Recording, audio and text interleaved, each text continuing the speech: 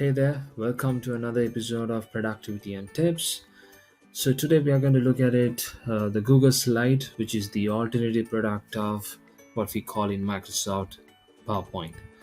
So, same as what we do in PowerPoint, basically we can create any sort of, create slides and templates, but here you could also find there are some standard customizable templates, so which you also can use based on your requirement, where you can also customize it for yourself. But let me just directly go to a blank slide. So so mostly, like when you have to create a slide, if you are the presentation, if you are the presentator, if you are the one who create the presentation, you might have to consider on creating all the contents from in detail. So to create the presentation slides, it may take a lot of time for you to bring everything into a particular alignment as you expected.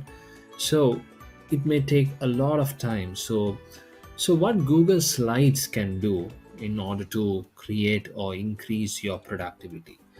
All right, so let me just show it to you by creating one slide and on the initial stage. So let me just name this slide. I'm gonna name it to one of my favorite animal. So let's say, so lion is the name of the slide. So I have given the title, and the next thing you would be have to consider, bring an image to the slide in order to start creating the slide.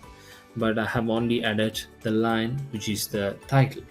So for you to get an image, let's say if I were to get an image to this particular site, I have to consider, think of searching an image and then download it, and then you can bring the image and you can start customizing, changing the alignment and moving your image here and there.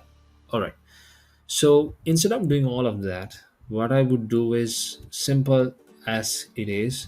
I'm going to just move my cursor to the right corner at the bottom. You could find there's an option called Explore. So as soon as I click on this Explore, what it does on behalf of me, where it'll gives me a customized templates based on my title. So you can see now I didn't do any of these background images. I didn't crop it, I didn't align, I didn't change the font style, I didn't move the font here and there. What it'll does is it'll create instant template based on my title. All right, so let's say I'm gonna pick this particular slide, and then this would be ideal for me to move on with the slides. But the next thing would be, when you type the line, yes, obviously you need to consider on getting an image to this slide. So like I said, you don't have to search and download it here. The explore will helps me to get the image. So there you go, you can see a search bar here.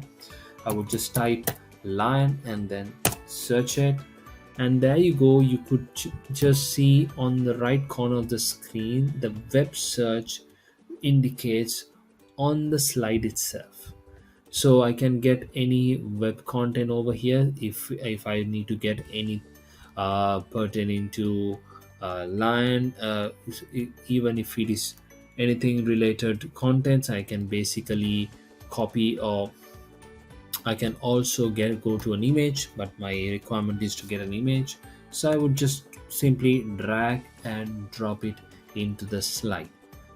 There you go. So you don't have to think of getting a standard image, downloading it and looking for an image. The explore will helps you to find the best suitable image, whatever you search. All right, so now you can see uh, the line, which is the template, and the title is it's on a side, and the image has been dragged on top of that slide. But right now I have to have to work around with this slide so that I can bring to an alignment. But here again, I don't have to do all of that, so because I don't want to take a lot of time to create the first slide, what I really want to do is I would just move my cursor again back to the explore feature, There you go. I would just simply be able to see all the background image plus the image that I add into the slide. So both those images got aligned perfectly, and now it suggests me the latest slide that I can get from the Explore.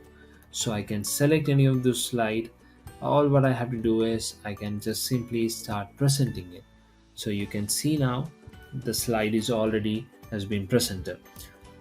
Think that on a scenario, let's say you have already started this presentation, you have begun the presentation.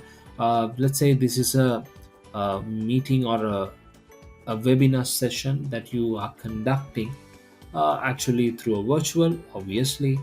And while you're doing go do all these webinars, and while you're presenting, if you are the presenter, let's say all of us, there could be a scenario, there could be also instant where people cannot hear, may not hear your voice. Okay, so what I could do is I would just move my cursor to the right corner or the left corner of my screen, and there's something called the caption preferences. So as soon as I click on this option, you can see on the top of the screen, whatever I speak, it will get typed on the screen at the real time. It's a caption so that people who cannot hear my voice, they can look at the screen and get the information then and there. So this is called the caption. So whatever I speak, it'll hear from the microphone and it gets typed on the screen. Simple as that. So that's what we call the voice caption. And also I could just simply add another slide. Let's say I'm a person who creates kind of a workflow charts, or person who I'll be basically create uh, the order of the operation flow, that how it should have to be. Then what I could do is I could just simply go to this insert, where I can also add some customizable charts, let's say certain diagrams. So if I want to get any of these diagrams, I can click on this hierarchy, and I can also add this hierarchy, and I can customize it however I want it to be. And also you can just simply select the presentation. Let's say while you continue with your presentation, if you are the presenter, you would like to know about certain information captured in that particular slide. What is it? So you can see at the bottom where it has the speaker notes. You can basically use the speaker notes also by using your voice typing speaker notes. So as soon as I enable it, so basically this presentation or this slide is about the animal, which is lion.